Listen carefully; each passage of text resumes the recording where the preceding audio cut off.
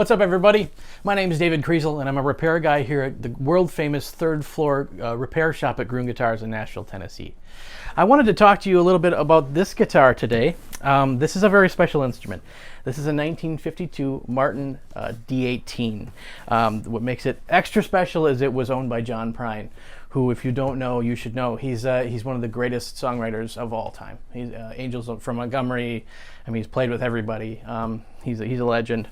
We're just very privileged to have this instrument and a few others of his here in for repair at the moment. Also, I wanted to talk a little bit about what happens when even your instrument comes in to be assessed when you bring it in for sale or repair.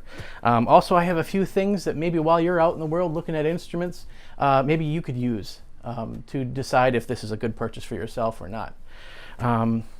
To get started, I think the place you start is the neck and the status of the neck. Normally, I would talk about a truss rod, because a truss rod can really change the action at the nut and the saddle and the relief in the neck or not. Obviously, it's a Martin, so they didn't have truss rods until the 80s. But I'm still going to check the relief in the neck, and I'm going to do that by using my first finger and depressing the first fret, using my pinky finger of my right hand, depressing at this time it's the 15th fret, but it's the first fret over the body. And then in between those two, I'm going to just tap. And I'm looking for 5,000, 7,000s. You can use a feeler gauge if you like to really get in there. I've seen a few, so I know what I'm looking for. I'm looking on this side, I'm looking on the treble side. And they actually look pretty good for an acoustic. An acoustic is going to have a little bit more relief than an electric. Next, I'm going to go to the bridge. And I'm going to look behind the bridge here and see if there's a gap here at all. If you could fit a piece of paper like we see here underneath the bridge, it's time to start talking about slipping that bridge and re-gluing that bridge so we get nice contact across the whole surface area. Let's see. Next, I'm going to look at the angle at which the neck is pointing towards the bridge, because as the body ages, it actually morphs, and you'll see the saddle lowering and the action getting higher and higher. Everybody's seen that guitar out there that's just not playable anymore. And what needs to happen there is a neck reset. And the way we check that is you get a straight edge, you put that on the first fret, ideally the 12th fret, but sometimes that's not what's going to happen. And then you bump it up against the front of the bridge. And if it doesn't land at the bottom of the saddle, if it is lower than the bottom of the saddle, then you know it's time for a neck reset. We're seeing both those things. I like to check on all sides of the saddle. Now this is a separate case because this is an artist model, so they may not do some of these things, but I'm just kind of overviewing an instrument. We would look at the frets. You see a fair amount of play wear here. We're looking for kick up at the end of the fingerboard. We're looking for too much relief. In that case, we would need to plane the board, take the frets out, plane the board, put in new frets, crown, and polish them back out. Next, we're going to look at the body, and we're just looking for cracks. We're looking for finish that we don't like.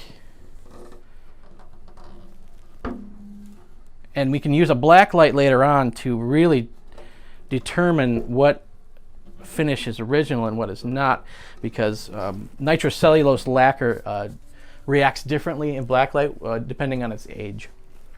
So I'm seeing no cracks, very well taken care of instrument. I'm not surprised. Next, I want to go inside the instrument. And now what I'm looking for in here, loose braces, cracked braces. I'm looking at the bridge plate quite a bit. A lot of times, and you see it in this case, where the ball end has vibrated itself and taken meat from the bridge plate in there away, so the ball end is actually resting up against the top instead of the bottom of the bridge plate. There's a number of repairs for that, but it's something that I note as I'm going along. The braces look really nice.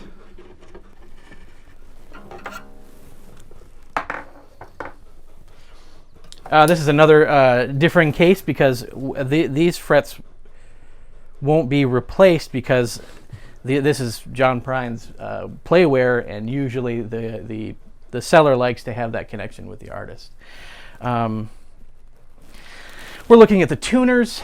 Are these tuners Kluson? Yes, they are. Period correct.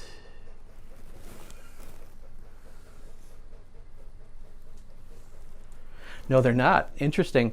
There is a little grommet on the inside that is either nylon or steel, and the originals would have been steel.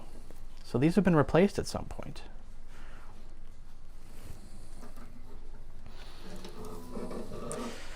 So then I look at the action, I assess the action, I see what it's looking like just for later on down the road.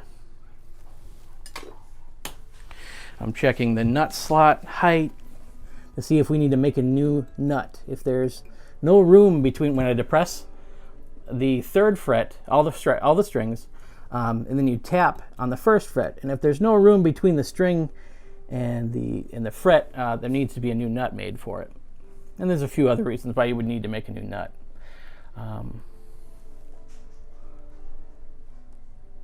And then I think that's pretty much the long and the short of it. And then I'm just kind of looking at it, doing an overview of it, and if there's anything else I've missed, I'll do a second go around, and then we'll make our determination of what we think the instrument needs.